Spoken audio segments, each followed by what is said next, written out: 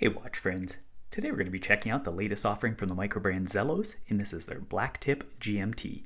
This one launches on their website on February 28th of 2023. I'll of course have a link down in the video description. Do encourage you to check that out if you're interested, as it will have the exact time for your local market. The pricing on this is going to be starting at only $399 for most of the standard options, and then two of them that are slightly higher, but we'll talk about that as we go through. In case you missed it, did already feature in unboxing. Do encourage you to go back and check that out. It has the now familiar aluminum packaging or aluminum boxing that we've seen in other Zelos models. So since we have that out of the way, let's just go ahead and dive straight into the specs. As with other Zelos models, this one comes standard with a 1-year warranty, not the longest in the world. However, they have fantastic customer service, so I wouldn't let that steer you away. Similar to the original Blacktip, this one's coming in with the case at roughly 41 millimeters, and that's measured from approximately the 3 to 9. The bezel steps down ever so slightly, coming in at 40.9 millimeters. Similar to the prior, the lugs are a strap change friendly 20 millimeters. The lug to lug is a nice wrist versatile 47.7 millimeters. The total thickness, they have this listed as 13 millimeters, however that's not including the crystal that we'll look at momentarily. On my calipers, the total thickness overall is coming in at 14.1 millimeters, which isn't the slimmest in the world, but as we'll look at and as we'll talk about throughout, it really doesn't wear too thick either though, so not too bad. As for the crystal, this, similar to the prior model, is going to be a very subtly double dome sapphire crystal there, as you can see. And this sapphire crystal does have an inner AR coating, so it helps to mitigate glare well, but of course with being a double dome, you're always going to get some, but this is very subtle. As far as the movement, this is ticking away with the Seiko NH34, very similar to the NH35, but of course adding that GMT complication. You're seeing this in many micro brands coming out since this one launched. And it's a great movement. Automatic, it is going to have hacking, hand winding, all that kind of good stuff. As far as the water resistance, the water resistance is coming in at 200 meters or 20 atmospheres, so plenty respectable for a dive style watch. As far as the weight, sized to my 6.5-inch wrist, this is coming in at 163.5 grams. Definitely not a featherweight. This is certainly one that you feel on your wrist, but I will say it doesn't really impede the overall comfort, and it's not too bad as far as the heft. So now that we have the specs out of the way, let's go ahead and take a deeper dive into the model itself and get a feel for what this is like to actually live with. First, for the colors. This is available in 6 color options. There's naturally the purple we're looking at today. There's additionally a teal, which is a double teal including the bezel insert. There is a red that has a red and black bezel insert. There is a black that's very cool with a gray ceramic bezel insert that I believe is a first for the brand. Additionally, speaking of first, there is a double mother of pearl, so the bezel insert as well as the dial are mother of pearl, which I believe is a first for the industry. And then as we've seen on almost every Zelos model, there's a meteorite option, and that one I believe has a gray and black bezel insert. As for this particular one, this is unique in the purple lineup for any that I've personally seen from Zelos or otherwise. This is actually a titanium dial that has a PVD coating applied. The reason why that's important is it really makes for a unique coloration that we'll talk about extensively as we go through and we'll see across various footage here. It shifts quite a lot. It starts as really kind of a deep plum coloration, but as you shift out, sometimes it's gray, sometimes it's a little more purple, sometimes it almost looks completely black. So it's a really kind of a chameleon effect, and it's a much more deep saturated black coloration than I've seen, or purple coloration rather, than I've seen on other models. So this is something that even for somebody who doesn't necessarily like purple, I think this will have appeal. The finishing on this particular variant is a circular brushing, so that adds to the light play effect that you get as you move around. At the 12 o'clock position, you do have an applied Zelos logo, and that is in like a stainless steel coloration. At the 6 o'clock position, you have the Blacktip GMT, and that's in the blue accent color that we'll see carrying throughout this style. As you move out towards the perimeter, you're going to have initially your minute and second hashes, so you have nice precision legibility there. As you move further out to the edge, you will see that there is a color accent chapter ring, and that's a dual color accent. It actually has a black chapter ring itself to offset that light blue coloration for the GMT, and those hashes do go in half-hour increments, making for nice precision legibility there as well. Now at the 6 o'clock position, just as we saw in the original Blacktip, this does have a framed date window that has a nice step ledge to that, nice looking. As far as the hardware, this again carries through from the original Blacktip. You're going to have for the handset what I would describe as being kind of a blocky paddle style construction. For the hour hand, you do have a cathedral type accent for that, and we'll see that embellishment elsewhere. As far as the second hand, it has a nice diamond tip where the lollipop would be. And then as far as the GMT hand, this one again carries forward with that blocky style with a syringe tip on the end, and this is that light blue color accent that again permeates this entire dial. As far as the overall finish on this particular variant, as you can see, is white for the coloration, not only of the handset, but additionally the markers. And we'll talk about that further as we go through. That is kind of a matte or satin texture for that. Additionally, for the markers themselves, they're going to still carry through with that blocky construction. So they are nice rectangles. You have the most pronounced at the 12, 3, and 9 position. And it's subtle, but you can see it does carry through with the cathedral accents that we saw in the hour hand as well. Shifting over to the marker edges, it's harder to tell for this white coloration, but they do actually have faceted edges running the length of each of the markers. So that's a nice touch, and I think adds some visual interest as opposed to just straight rectangles. As for the loom application is going to vary depending on which particular variant you're looking at. On this purple one here, it does have the bezel insert as well as the hands, all 4 of them, and the markers that are loomed. Some of the models, though, do not have the bezel insert loomed, so do be aware of that if that's important to you as you're checking out any particular variants. As with pretty much all Zelos, the loom has performed and endured quite well. Shifting over to the bezel. The bezel on this is what I would describe as a wide coin edge bezel. You can see, as is a signature for the Blacktip model, it has a very pronounced undercut, which helps to slim it out, as we'll look at when we look at the case. As far as the finishing, first, this is going to be 316L stainless steel, as is the case and the bracelet. This particular variant has a black ceramic bezel insert, and you can see it does have radial brushing going around that, or circular brushing going around that perimeter as well, so again carries through with the dial itself. Again, as we looked at, this has your GMT numerals as you go throughout, and those are going to be loomed. The bezel itself is a bidirectional, and it's 48 click for that, in keeping, I think, with a GMT style. As far as the action itself, really not too bad. Definitely on the softer side, but they're very precise clicks, as you can see. Virtually no play whatsoever, and it goes nicely in those half-hour increments. So really can't complain there, nor can I complain about the alignment. So I think that's well done, and it's definitely better than some of the other models we've seen for the bidirectional. As far as the case itself, as we kind of looked at here, this is a very slim profile. So similar to the original Blacktip, it does have that signature very high arch, so it gives a really unique overall design and aesthetic to this. So even though this one's thickened out, because the mid case itself is so slim, because you have that pronounced undercut here as well as the bezel undercut, it really, I think, keeps that overall slim aesthetic on this. And we'll look at this on wrist to get a better feel for how this wears, but it really isn't, as I mentioned earlier, too thick at all. As far as the finishing is a horizontal brushing running the length of the case, and again, I think that slims it out further. Similarly, it has chamfered polish accents at the top as well as the undercut there, and again, that I think slims it down as well. Shifting out to the ends, you can see this does have drilled lug holes, so that makes for nice, easy strap changes, though this does have quick release spring bars, as we'll look at. As far as the lugs themselves, this actually shifts over to keep, again, with the dial, where you have a circular brushing on the top of the lugs themselves. So it just really radiates out from the dial into the bezel insert and into the case with that nice circular finish. In between the lugs, similar to the Mako we've seen in the past, this has an almost straight cut, so even if you don't have fitted straps, this should still keep a nice tight gap there overall, so I think that's a good touch. And then on the 3 o'clock side, you can see there is no crown guard. As for the crown itself, the crown is coming in at 6.9 millimeters.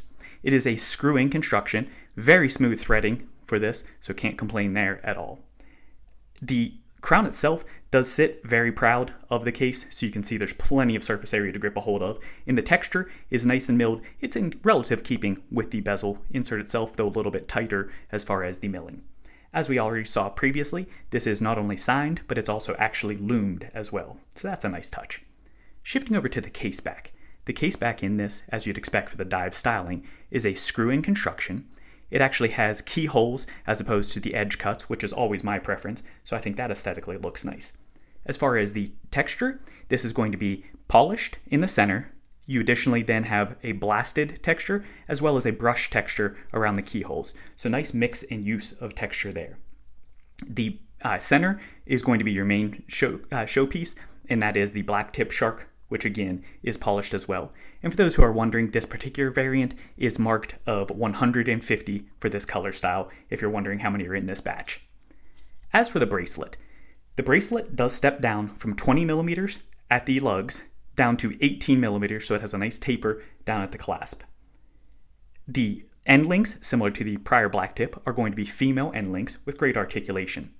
The links themselves are an H-link construction, and they're very small H-links, so you can get really precision fine-tuning beyond just the toolless micro adjust that we'll look at.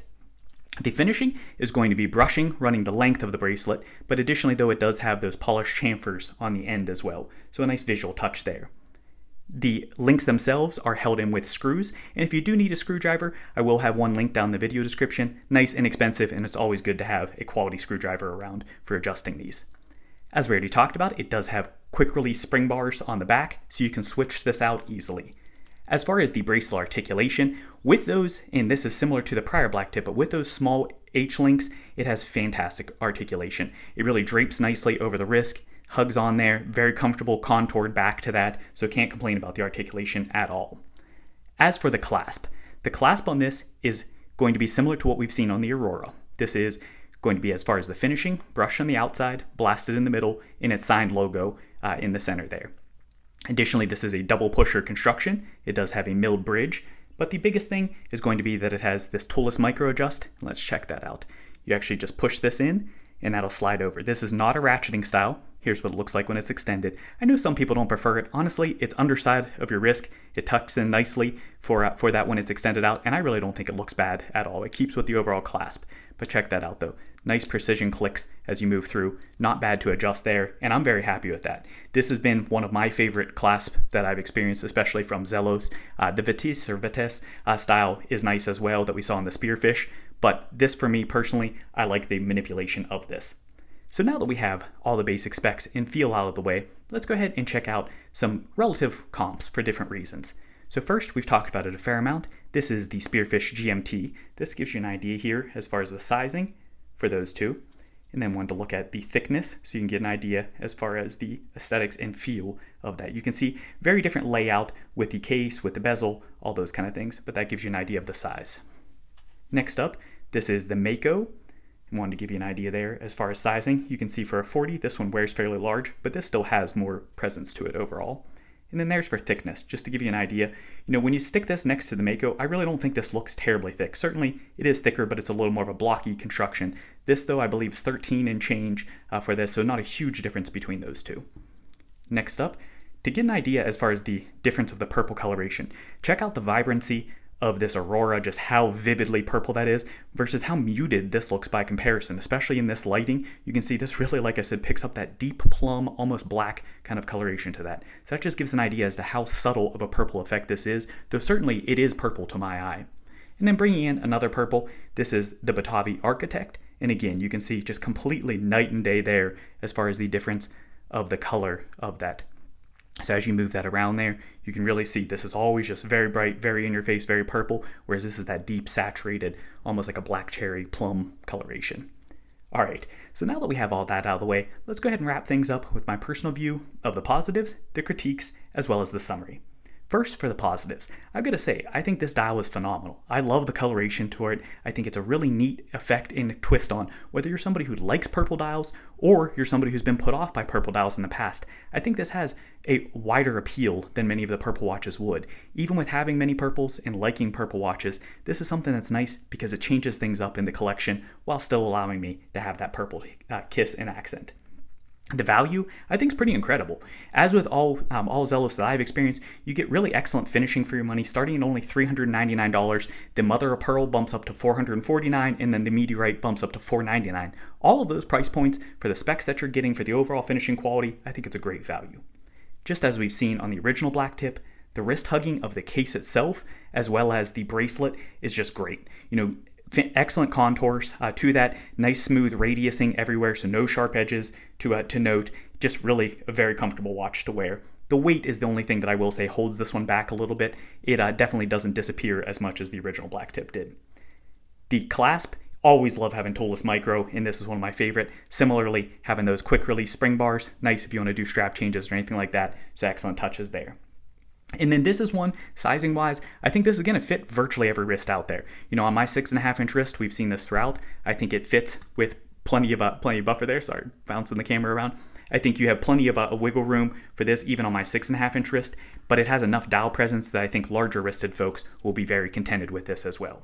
So what about the critiques? First, I'm going to address the most polarizing piece. I've already seen many comments out there from the Zelos posts and otherwise, the white hardware choice. This is one that from the pictures, to be honest, I wasn't really sure that I liked it or was crazy about that choice either. In person, I'm honestly conflicted. I think the contrast is absolutely fantastic. That makes for superb legibility, while with the blocky handset, it does cover up the hashes there, so it's still not great there. But for at-a-glance legibility, this is really, huge in-your-face pop. Additionally, I think it actually is more attractive in person than I thought it was from pictures. So I really can't complain about that. But by the same token, I can't help but feel, especially with having, you can see with that 12 o'clock logo being in like a stainless coloration, I can't help but feel like I would like to see what this looked like with the stainless hardware as well. So for me, I'm kind of neutral to it, but I know many people are going to find that to be very polarizing, or I should say a negative. Another thing as far as the choice, as we saw in the Lume footage, with this having a blocky accent for the GMT hand and the Lume being the same coloration, it's a little bit hard to differentiate between that and the markers when you're looking at that for nighttime legibility. I would have liked to have seen the GMT hand changed up some way for the Lume, whether it be a different color like a C3, or alternatively possibly putting like a cathedral accent on that, something just to help differentiate at night. Very minor thing, but it's something that I did note in my usage. And then thickness, as we've talked about. This is definitely thicker than I would prefer overall for the watch, at least from specs. And I will say that I miss the original Blacktip. One of the things that was so nice about it is it just melted into your wrist and really disappeared, both in terms of weight as well as the total thickness for it. This one, while it is not an overly thick watch, having experienced the prior Blacktip, I've got to say, it is something that I do miss that from the original, but this hasn't been bad to wear at all. So if I didn't have that direct comparison to make, then it's something I probably wouldn't even bring up. However, it is something that's there, especially for current Blacktip owners. So not bad, but it is definitely on the thicker side. So where does that leave us overall?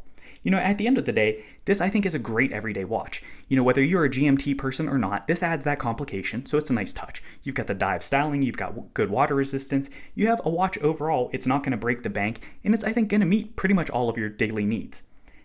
At the end of the day, to me, this is pretty much everything you love about Zelos. You get a lot of value for your money, the styling is unique, the coloration, the huge bounty of options with 6 different colors there, so I really don't think you can go wrong. So if you're on the fence about picking one of these up, check out the lineup, see if any appeal to you. But that's going to be it for today. I hope you enjoyed this one. If you did like it, please do hit that like button. Additionally, if you haven't done so already, hit that subscribe button. And let me know what you think. Which one's your favorite? I expect the double mother of pearl is going to be the most popular of this batch, but we'll see how this goes. Thanks for watching.